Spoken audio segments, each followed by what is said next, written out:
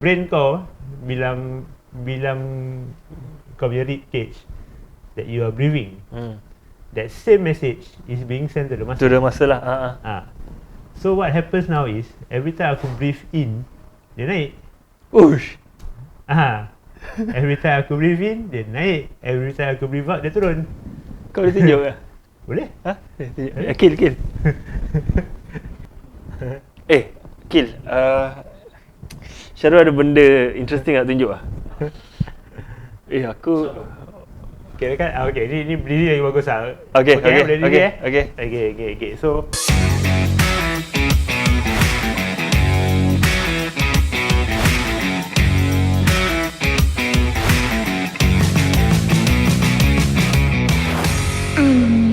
Podcast.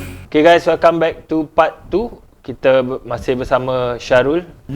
Dan kita akan continue cerita kau naik motor, nak jadi racer. Time macam gitulah yang aku tahu yang aku tak nak jadi racer. Kenapa lah? Kau experience dia macam mana? Kira kan kau minat motor. That time aku minat motor. Aku minat macam kau nak tukar sprocket besar, sprocket kecil. Kau belajar tayar ni, tayar tu brake hose, brake oil, tuti nak campur macam mana. Itu semua girik apa, like good information, and you try, you play around, you mod the bike semua. But to the point where dah masuk track kan, kau dah main dengan budak-budak setakat bawa RZ, bawa KR tak ada fairing semua. Kimak dia punya pink corner. Gila. Lutut dah sampai ke bawah semua. Aku cakap, aku nak ke bawah tak sampai-sampai je. So pernah jatuh? Jatuh dekat track tak? Jatuh dekat luar. Yang Aprila tu one and only lah. Kirakan terus accident gini. Yang TZM a few time jatuh. Tu kirakan P-plate bawa. Baru nak belajar-belajar kan. Jatuh bodoh lah orang panggil. Jatuh bodoh. So daripada situ lah aku tahu macam okay lah, aku tak boleh jadi racer lah. But minat ada lah. Like you know where you are, like okay, my hobby punya limit kat sini je lah. I won't go so called professional with it lah. You just know lah. So just for fun lah. Just for fun. So you accept that okay, I'm just doing this for fun. Okay. You know. So then, kau campur budak-budak motor? So budak-budak motor macam mana Melayu lah. Cutting lah kira? Tak boleh cutting lah. Tak boleh cutting? Tak boleh cutting lah. Tak. Serius. Cuma it's just budak-budak motor lah kau campur. Budak-budak, that time kirakan budak-budak Aprila. That time there was a phase 20 tak tahu, aku dah lupa tahun berapa. Kirakan that time was RS125 tengah baru tukar facelift from, I think the engine pun tukar. So there was a group of the older bikes and the newer bikes. The new fairings dengan old fairings. So kita semua campur lah. Like we always meet dekat standard lah. Jumpa kat workshop. Jumpa dekat macam gather dekat Yishun Dam. Kau pergi workshop mana? Akun. Asing. Namanya kalau tak salah masih asing lah. Kirakan siapa pakai RS125 pergi sana lah. Okay. Every bike should have their own thing lah. So kau campur budak-budak Aprilia. It's a Aprilia. community lah. In a way it's a community. Macam budak-budak Gilera, budak-budak apa supermotard tu? DRZ. Aku dulu bawa DRZ. Kau bawa DRZ. Cuma aku tak campur. Aku bawa Gilera juga, tapi aku tak campur. Aku lagi sikit beli Gilera. Motor sakit tu. Dia sakit after one another.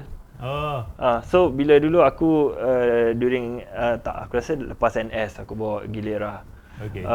Pergi reservis. Sekali balik hujan lah. Habis rempuk lah hujan pasal uniform kan. Basah balik mandi lah. Aku malas nak tunggu-tunggu. Aku that time fireman apa kan. So pakai top boot. Habis dah gitu balik hujan lebat gila. Lebat yang masa kau tak nampak road punya. Masa line dah tak nampak lah. That heavy. Asal kau nak rempur juga? Pasal aku suka rempur lah, macam pasal aku tak nak waste time. Right. Aku don't mind to get wet ke apa ke. Right. Aku punya eyesight quite good. Okay. Aku rasa lah pasal aku confident, aku selalu rempur.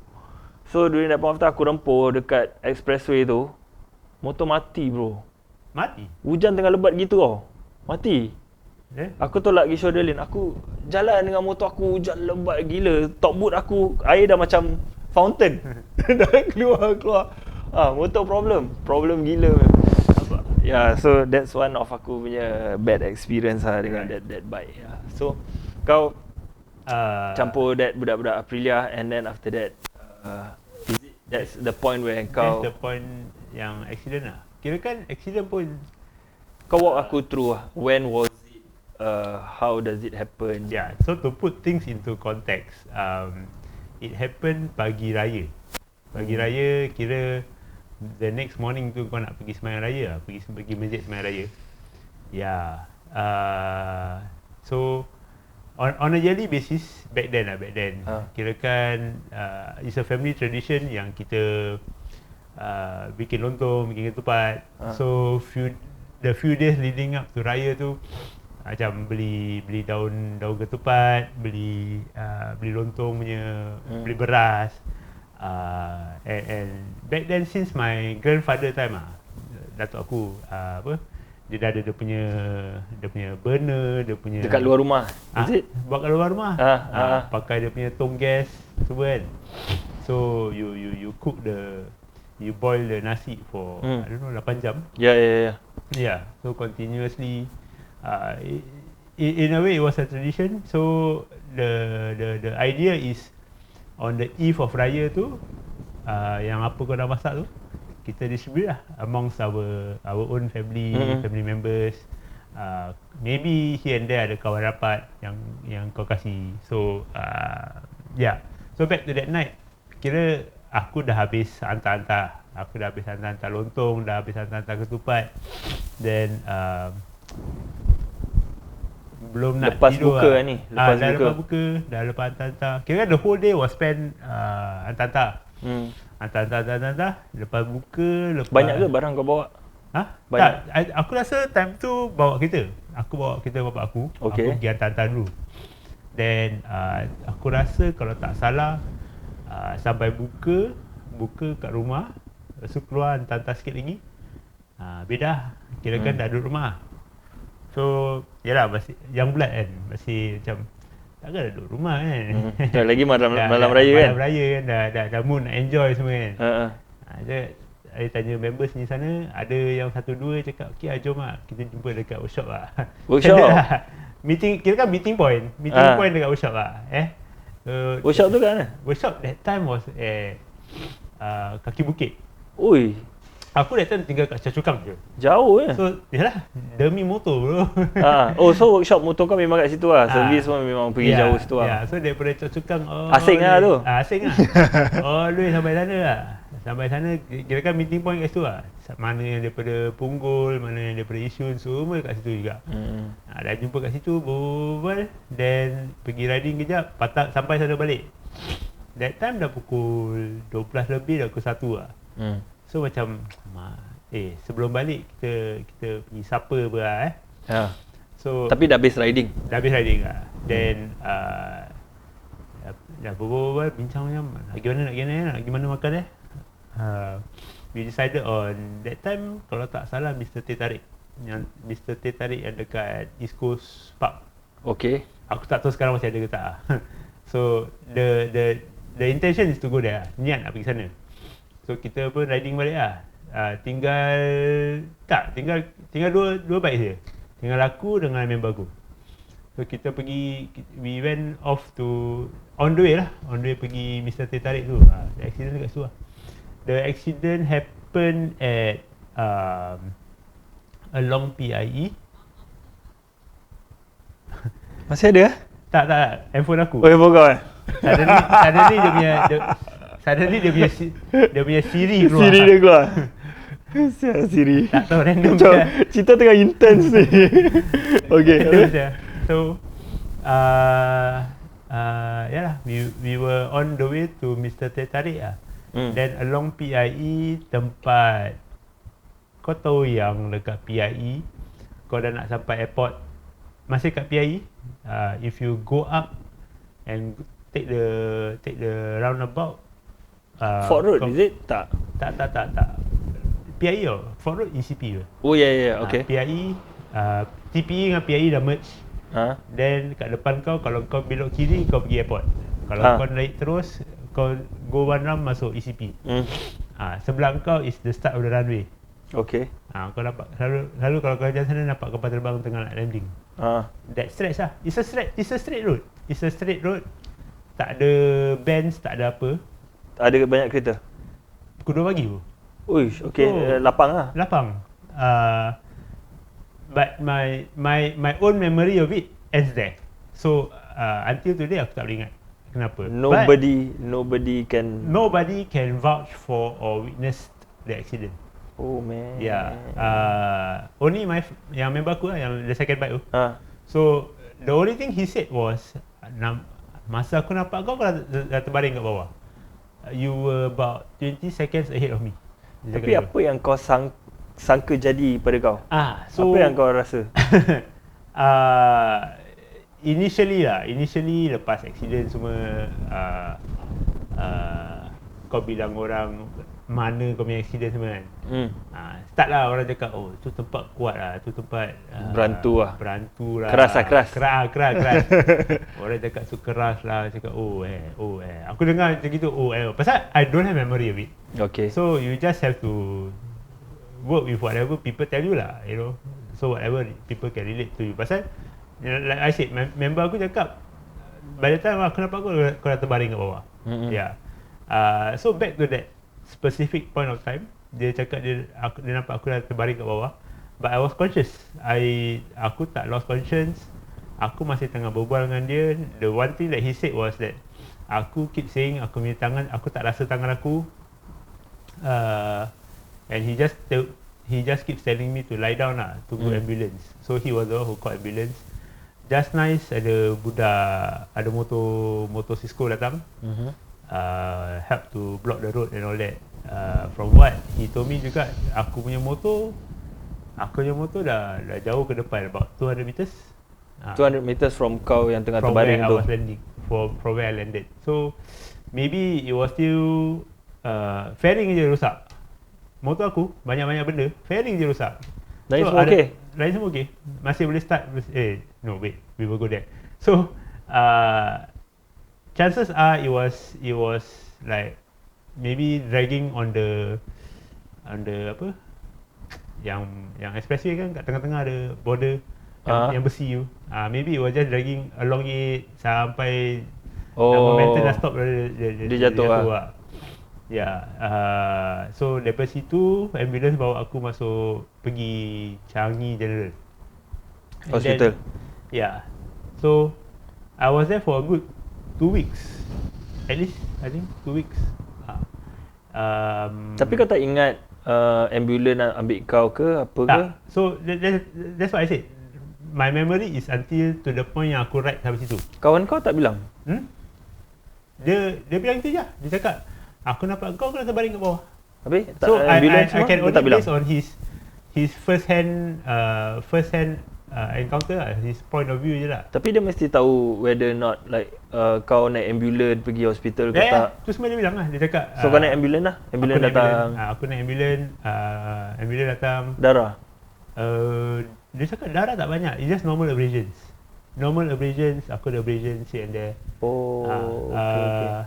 Tapi yang sakit hati juga, that time aku tengah pakai jeans baru lagi. Aku pun lupa nama dia, but I know I bought it dekat MBS. Levi's? Tak, Levi's berapa dah dekat MBS? Denim store? Tak, itu kira kan macam designer punya brand lah. 400 lebih tu. Raw apa tu? Aku tak tahu. Sampai sekarang G-Star? Sampai sekarang aku tak ingat je that brand. Tapi yalah, aku people were telling me, aku rasa ambulance dah potong lah tu jeans. Either ambulance atau hospital dah potong lah.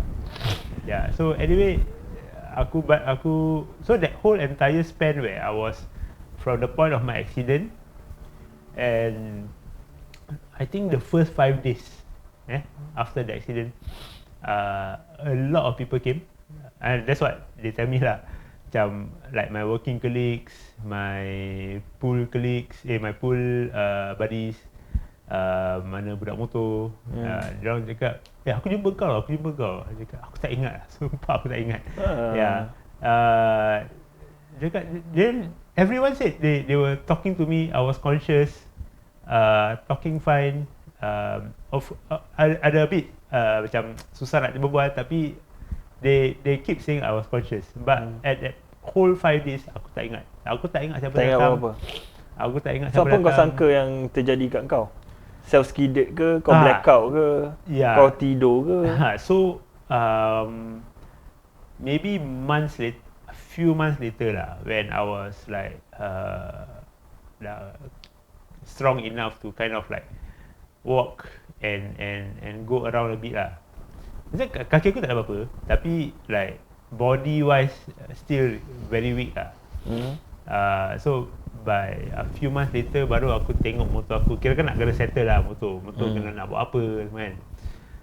The only thing aku suspect lah piston jam. Tapi piston aku pernah that's why I'm just saying aku suspect. Pasal aku dah piston jam banyak kali. And every time piston jam kita tahu selalu clutch in. Clutch in kasi motor mati sudah lah. Kasi motor mati ke apa lah. So I don't know why piston but mekanik aku yang asing yang bilang ada time piston jam lah. Dia buka blok, dia tunjuk aku dekat dia punya. So ni before accident?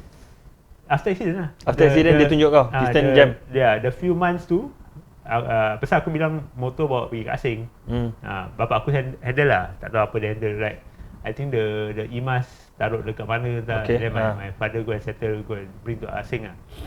So after that few months tu yang aku dah strong enough to walk to, and then I go to the workshop lah, aku tanya like dia cakap piston jam. Dia cakap ada time kau accident pasal piston jam. So kalau siapa yang tak tahu apa tu piston jam, piston is actually engine kau jam senang cakap engine jam. So tayar akan lock. Betul tak? Yes. Tayar lock. So but that's the thing lah. So it's something I suspect, something that's the only concrete proof of what happened. But whether it's actually the thing that happened, aku tak tahu. Pasal like I said, not that I'm a very good rider or what, but I've experienced piston jam a lot lah. dah tukar blok banyak kali, dah tukar piston banyak kali lah. Yeah. It could be bro. It is the only reason lah. Yeah, but asal piston jam sampai okay lah, but it also makes sense pasal piston jam selalu kau macam terus tayar lock kan. It might be the reason how I flung out of the bike lah. Pasal the first impact was on my shoulder. It was strong enough to break my shoulder bones into pieces lah. Aku rasa ni aku apa based on apa yang kau dah ceritakan aku kan. Maybe kau tengah bawa piston kau jam, tayar kau lock, terus motor kau terus slide macam gitu. Kau tak sempat nak tarik clutch. That's why kau land very hard on kau punya tangan. Maybe, yeah. Kan? But then the question is, asal motor fairing je, right? Physically fairing je. Fairing kat tepi tu, the whole fairing gone as in pun scratch ni gone lah. Aku ada satu story. Dulu time aku bawa KR, zaman-zaman kau lah. Zaman kau macam tukar-tukar barang sama lah. Aku was riding home with aku punya kawan. So aku bawa dekat PIE. It was like 1-2 AM where the road is empty. So bila aku bawa tu, aku tengok side mirror aku ada macam, kau boleh tahu lampu kecil terus makin dekat lampu besar kan, kau akan boleh nampak kau punya side mirror kan. So aku tengok asal lampu ni macam laju macam tiba-tiba ada lampu kecil, tiba-tiba dia macam besar. Alright. Terus bila aku nak blind spot, while aku blind spot tu, motor RZ very near dengan motor aku, macam kilas aku bam gitu. Aku macam terkejut Terus aku cakap, apa sah dengan ni motor? Gila apa sah? Habis during that point of time, kalau kau ingat, itulah yang time orang selalu nak ajak try. Kan? Betul lah. Bila dah bawa motor nak ajak try, diorang akan pergi dekat-dekat dengan kau, diorang akan whack kan. Jadi kau kejar balik. Lagi-lagi bawa KR. So aku bawa KR, dia bawa RZ. Dia kilas. So aku terkejut dengan kawan aku. Kita dua biasa lah, macam apa kisah ni motor macam gini. So dekat depan a few meters after that kan, asap banyak gila, bau tayar kuat gila. So dia punya piston dah jam, bro. Dia tengah fishtail gini. Dia tengah tahan dia punya tu lah, supaya tak jatuh lah. Dia fishtail the whole road sah, dari lane 1 to lane 3, lane 1 to lane 3. Then after that aku rasa dia tak boleh tahan, buang. Dia buang, orang ni tak ada apa-apa. Tangan dia sini darah lah. Pasal dia jatuh gini kan. Motor dia pun tak ada apa-apa. Tepi je rosak, cuma dia punya lever patah. Dengan handle dia patah. So it could be macam kau punya experience juga. Maybe motor kau piston dah jam, kau terslide itu. It couldn't be like anything kalau kau motor kau tak terhit apa-apa. It's just scrap kat tepi. Kan? Possible lah. Aku rasa gitu. Maybe Allah a'lam lah. Allah je tahu kan. Tak ada witness, tak ada apa. Habis so is that the closure for kau? I guess lah, you know, like but you kind of like figure out, okay, this is what happened. Move on lah, you know. Because there were so-called bigger problems to deal with, right? Like basically my hand. So kirakan kau so the first 5 days ni yang aku cakap, rewind sikit the first 5 days yang aku cakap aku tak ingat kan. How did I get my start to memorize again? Kirakan that was after my spine surgery. Right, during the spine surgery, okay lah, to the doctor dia tak boleh buat immediately pasal masih trauma, masih nak membengkak ke apa kan. So once it stabilize, then they will start the surgery lah. So between the hand and the spine, they said they deal with the spine first lah. Okay. Can aku go back a bit? So that's the saddest raya ever for Comic Family. Am I right to say that? I think so lah.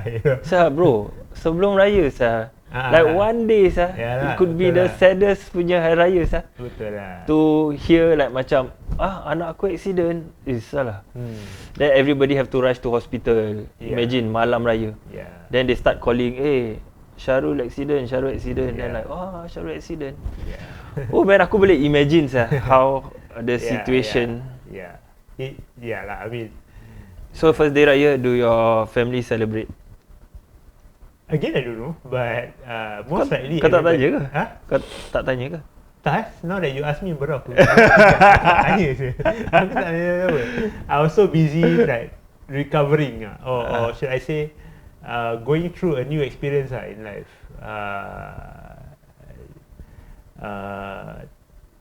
I guess maybe pasal kau dah go through a very traumatic event and a lot about you change.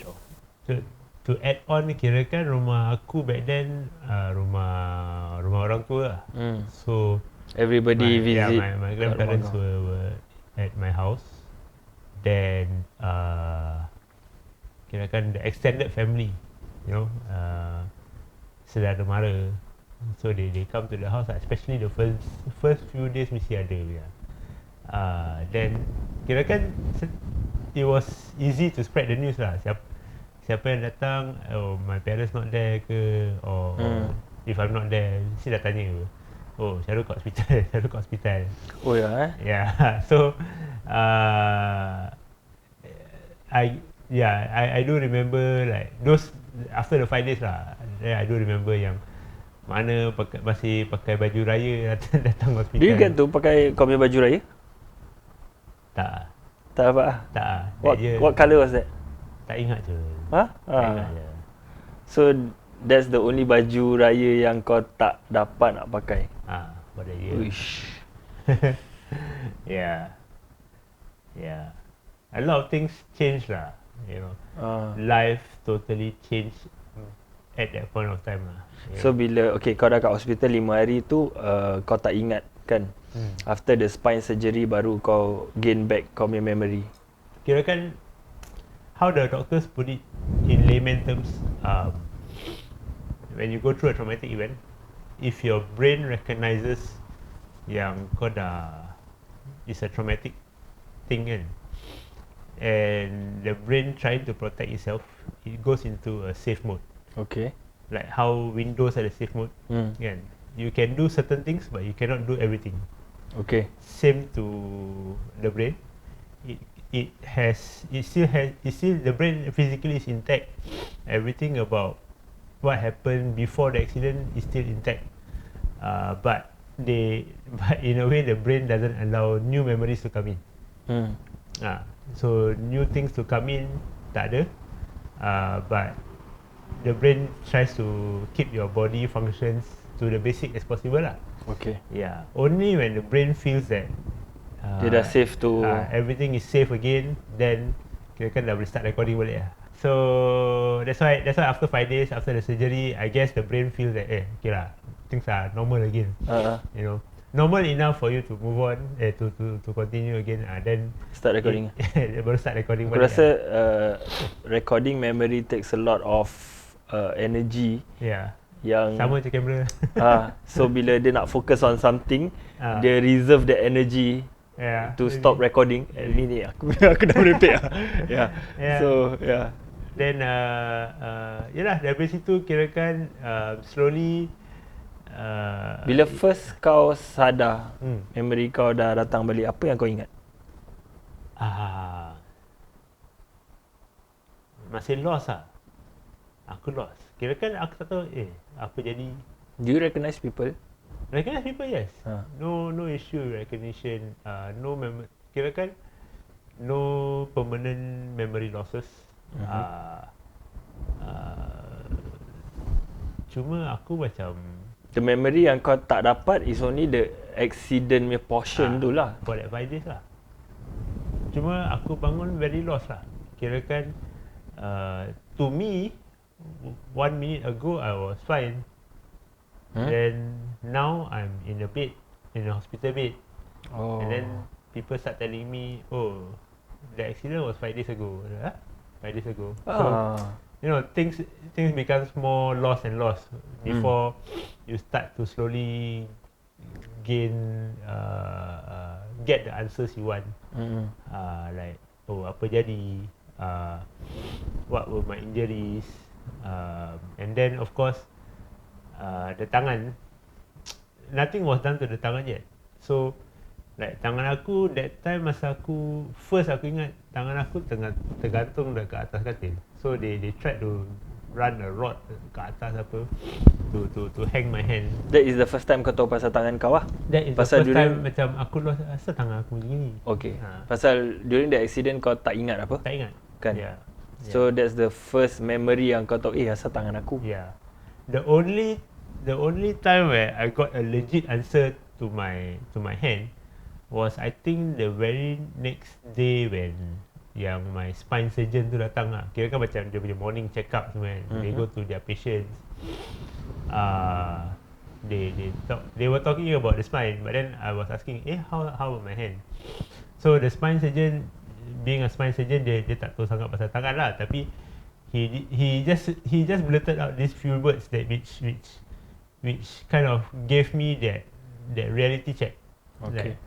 Like, there's a possibility that you cannot use your hand anymore. Wow. So macam mana kau receive tu? Masih lost. Kirakan that initial phase where these are basic things what to you kan. Like you were born with it, you grew up with it. You grew up knowing you can use your hands, you can use your legs. Tak boleh pakai tangan. Macam mana tu? You know. So a lot of questions come to mind. Like apa? Upside like you know. Do you try to move your hand? Yalah. So you try to like dalam otak kau try berbual dengan tangan kau. Aku tak tahu macam nak cakap lah. Like, kau tengok tangan kau, bergerak lah. Bergerak lah. Kau try to communicate lah. Communicate lah. You know, like send a message to your hand to just move. Tapi tak bergerak lah. So tengok kan tangan, like asal kau tak boleh gerak ni? Asal like you're still lost because all this information is new to you and reality just whack you like that, you know. So it took some time to just really think about it, like such a Tangan, and to a certain extent, you are just hopeful lah. Something somehow somewhere there is a technology out there that will fix things lah. So yeah, initial phase you were still hopeful lah. Right. Kira kan kau tahu yalah, it's an injury, it's gonna get better lah someday. So kau still have the hope that in a way lah, that false hope that you tell yourself that everything's still gonna be okay lah, yeah, but as time passes, because I don't know if it's right to say lah, back then at that point of accident, Changi General Hospital didn't have the specialists that deal with this specific injury. Okay. Back then, my information might not be accurate, but from what I think my aunts bilang, there were only 4 specialist doctors who can assess, do a surgery for this kind of injury in Singapore. Only 4, and 2 of them are already in the private, so only 2 are in the government hospital. The 2 that is in government hospital were in NUH. Yeah, so in a way, I wanted to get myself transferred from Changi to NUH specifically for the hand issue lah. The spine, just leave it dekat Changi je lah, pasal I think to a certain extent the spine was a touch and go thing lah, like okay, 3 crack, you taruh. It might sound like I'm talking easy lah, tapi it was still serious. 3 serious lah bro, spine crack, paralyzed kalau tu. Yeah, spine crack 3, and then they put 2 rods kat belakang, kira kan imagine here is spine kan, so they put the 2 rods kat sini to support the spine on both sides to support the spine. It was there for 1 year. Then I had the option to remove it lah, so I took the option to remove it lah, to remove the rods lah. Okay. So in a way that the trajectory kau tahu, pasal okay, aku injured, dah taruh rod, tunggu setahun keluarkan, and then back to normal lah, so called lah.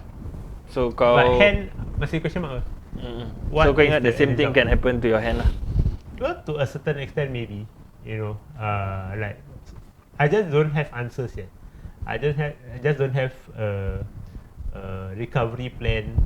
Nobody is telling me a recovery plan or what is the eventuality, the actual eventuality, until I met the specialist themselves.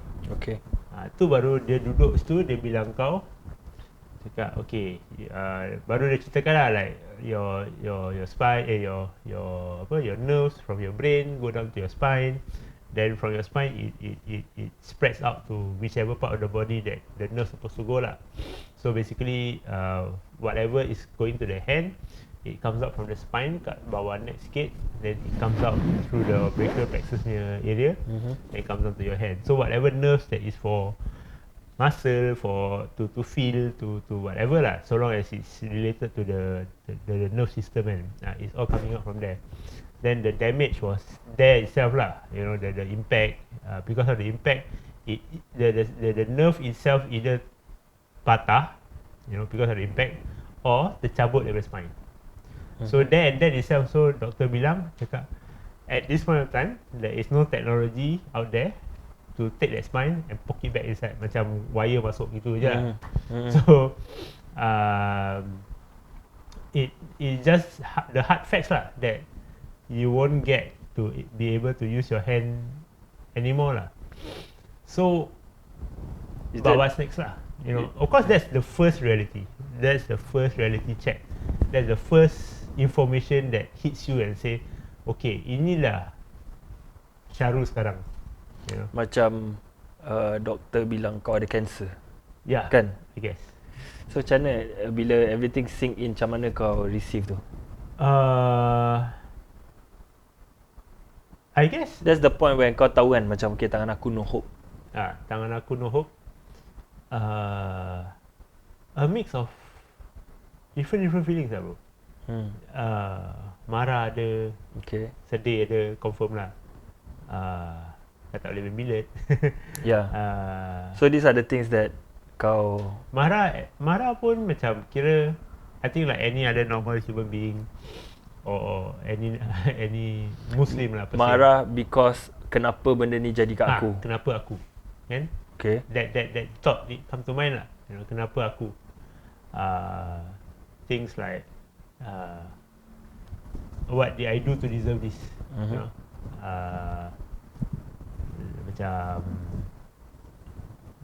apa aku boleh buat sekarang dalam hidup. Pasal aku free service, aku naik kapal, aku turun kapal. Itu cara aku cari hidup.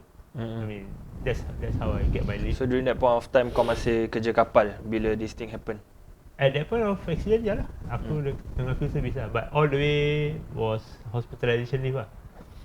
Makan hospitalization leave, makan annual leave, makan no pay leave. I think no pay leave for a good 1-2 months lah. Semua dah makan, then good enough, ready to kind of like come back to work lah. Strong enough so called to come back to work, although still recovering lah. Yeah. But sama position ke? Sama same. So in a way, of course aku tak ada go to the field lah, right? The company was big enough that my service manager bilang HR, then I think somehow there was a management meeting. They offered to put me in the office side lah. Yeah. I started off as a coordinator. I started off as a coordinator, then slowly make my way up in the office side lah. Yeah, but all that while kirakan still trying to find. I think for a good first year lah, you know, you were still trying to be hopeful. You were still trying to like as much as kau nak terima apa yang doktor sekarang, doktor specialist ni yang cakap kau nak terima, and 50-60% kau dah terima, tapi there's always that 30-40% yang ada hope yang macam Allah is miracle. Kan? Allah is miracle. Kau pergi berubat yang macam-macamnya berubat. Orang cakap pergi sini pergi sana, kau ikut, kau usaha lah namanya kan. You search the internet, what is available out there to as a plan B. Kira-kira kalau kau tak fully recover, what is available in terms of the technology out there yang can bring you to use the hand as much as possible. So for a good 1 year lah, at least. Aku rasa bro, aku kan, kalau aku macam aku selalu imagine lah, if like something happen to aku kan, aku rasa aku akan aku will lean more to like macam kalau aku have to accept macam in common situation, kau dah tak boleh buat ni, kau dah tak boleh buat tu, kau ada cancer ke apa kan.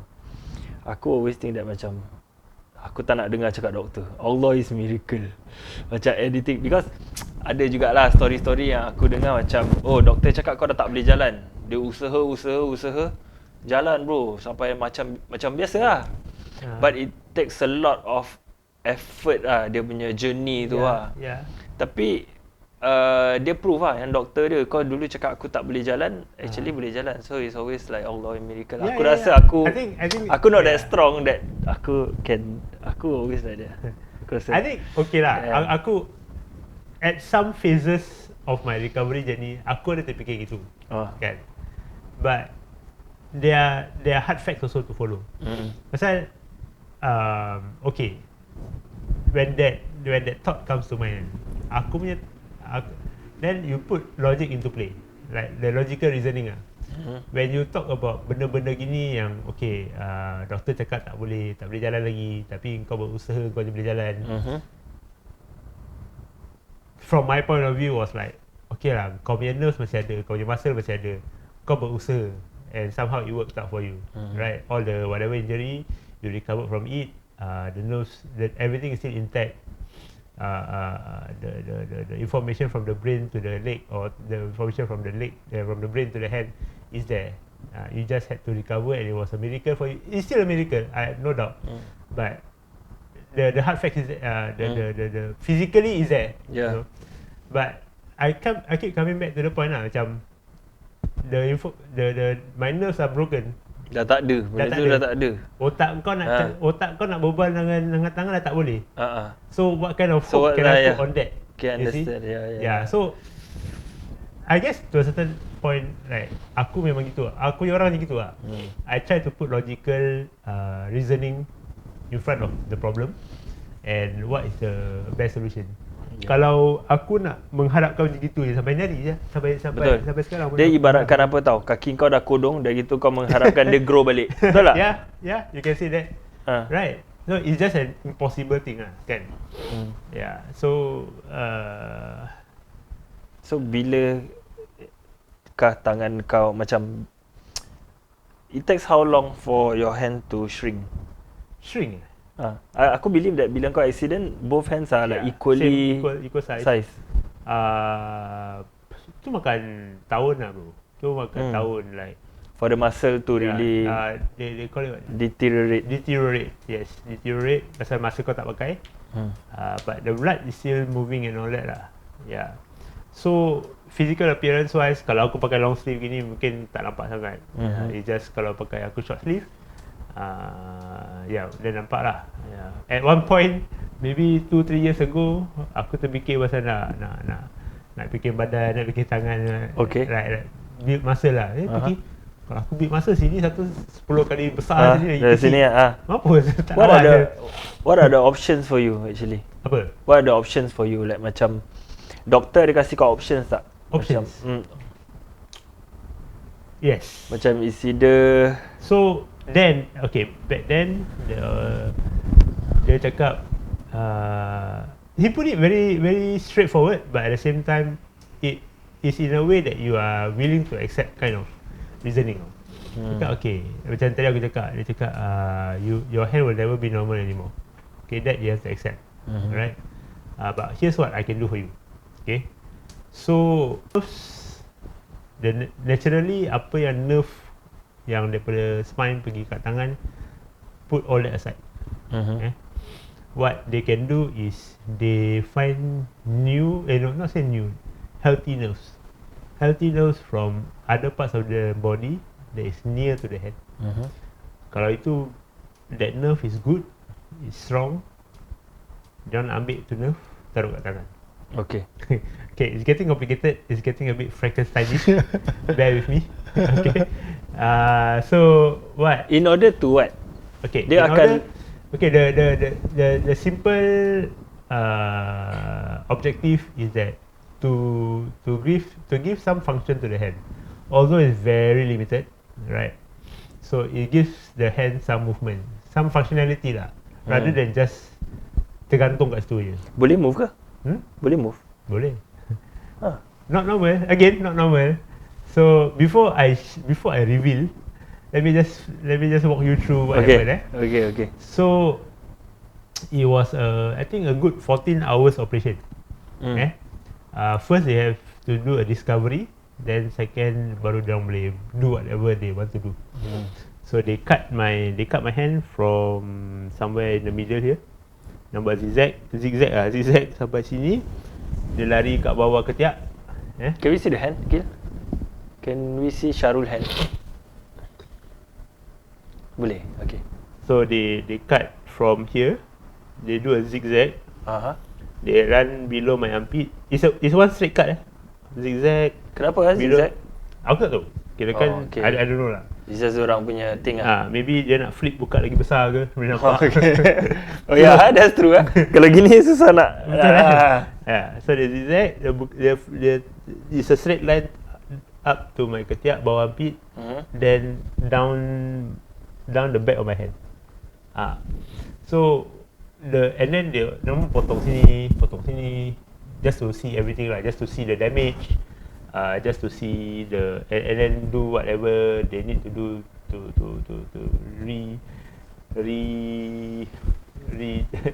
Kira kan kasih balik my shoulder punya reconstruct reconstruct that's the word. Yeah. So reconstruct is the bone part lah, of course. But then the nerve part also they want to see. Then so what they okay. Pelan-pelan go through with me So what they found is a healthy nerve that is connected to my muscles in between the rib cage. Okay. Kira kan masa kau nak breathe in, breathe out, and that same nerve is transmitting to the muscle in between the rib cage to buka, tutup. Kira masa kau breathe in, breathe out kan the rib cage kau ikut kan, buka, tutup. So they take that nerve, diorang tarik that nerve and put it on my hand, kat sini lah, kat sini. Okay. Alright. And then they also found the muscles here macam dah start to deteriorate. So it's not healthy lah, right? So what they did was diorang ambil muscle satu daripada belakang ni.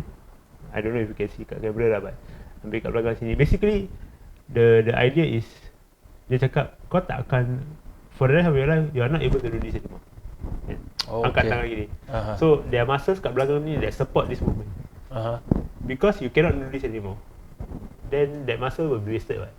Okay. So diorang ambil tu muscle daripada sebelah sini lah, taruh kat sini juga. So now you got a healthy nerve, a healthy muscle kat sini. Okay. Alright. Then tutup balik.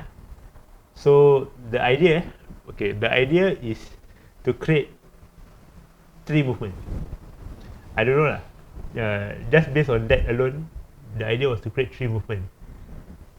Whether all 3 come or not, tu tak tahu. That is a miracle part. So that part aku boleh percaya if miracle all 3 comes, it's a miracle. Okay, so the idea is to give you the ability to quench your fingers, quench your hand. Jadi macam gini lah. Boleh buat gini, boleh buat gini, and boleh buat gini. Okay. So at least give you some movement for your hand. How you make do with this movement to function in your life, that's up to you lah. And ini tak datang. Okay. This one didn't come. This one didn't come. Right. But this one datang. This one datang. Yeah. So dia tak immediate tau. Dia tak immediate datang. Okay. It took months. For kau tu like macam gerak ah. Tak. Dia tak gerak pun. Dia punya the first signs bukan gerak tau. The first signs was your muscle, aku punya muscle kat sini twitching. Kira kan dia boleh nampak dia tarik. Dia start to come alive ah. Dia tarik. Dia macam tengah tarik. Macam kau, these are minute details. Kalau kau try angkat tangan kau sikit je, you can feel your skin here tengah nak twitch. Okay. I saw that. I start to see that. So that was like maybe 1-2 months later. 1-2 months later baru aku nampak. Then slowly baru nampak tangan tu macam dia naik gini. Yeah, so it's like slowly the energy is coming. You see? Yeah. A good maybe 1 year plus baru nampak ni. But here's the Frankenstein part lah. Okay. So because the nerve diorang ambil dari mana tadi? Daripada rib cage. Kan? That nerve buat apa? Is for your breathing. Kan? So back to the basics your brain talk to that nerve to breathe. Kan? So now that nerve pergi kat sini. Tapi brain tak tahu apa. Kau tak transfer connection bagi mana-mana tau. Kau just rewire, kau ambil wire ni kau taruh sini je. Tapi that same wire is meant for breathing. So that wire sekarang kau taruh kat tangan. So the idea is sekarang brain kau bilang kau punya rib cage that you are breathing. That same message is being sent to the muscle. To the muscle lah.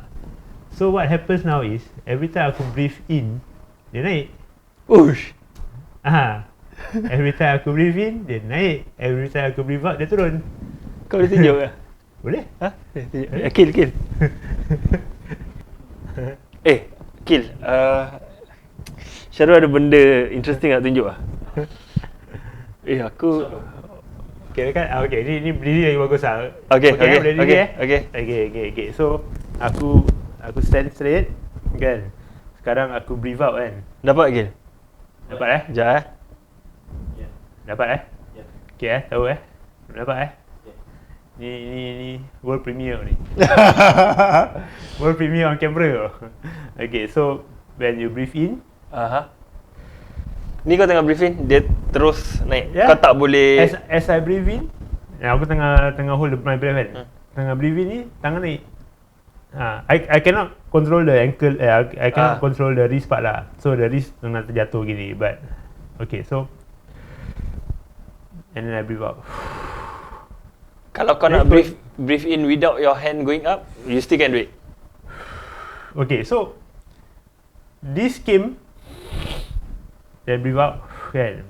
So as time progresses lah, that's the magic of the brain. That's where you can see how the brain works. Pasal as time progresses, what I was able to do macam aku breathe in, habis aku berbual dengan kau, aku breathe out, tangan masih tak turun apa. Aku boleh decide to turun. Kau boleh hold that. I can hold it a bit. To keep it here. Then baru turun. You see? Aku tak payah breathe in sangat. Because somehow the brain is able to know how to master that. Again, the brain thinks the nerve is here. So the brain managed to master how to control the nerve only. So they control the nerve only. Dia naik. Aku tak payah breathe out. Sekarang baru aku breathe in. Sekarang baru aku breathe out. Tapi tangan masih kat sini. Wow. That's the miracle. That kind of miracle aku terima. That kind of miracle is where the brain realizes things, helps you to push beyond the physical boundaries that we know today. Tu yang that kind of miracle aku cakap. Ni miracle. So movement yang kau ada ni, what does it help you with? I guess to a certain extent very limited lah. Very limited. Cuma kirakan kau kalau duduk ke bawah, kau boleh angkat tangan kau sikit, kan, so that tak jatuh bawah, tak kena barang. Dulu masa anakku masih baby lagi, masih kat tangan lagi. Okay Rul, sekejap. Kita kena stop to part 3. Mampu ada part 3. Cepat kan?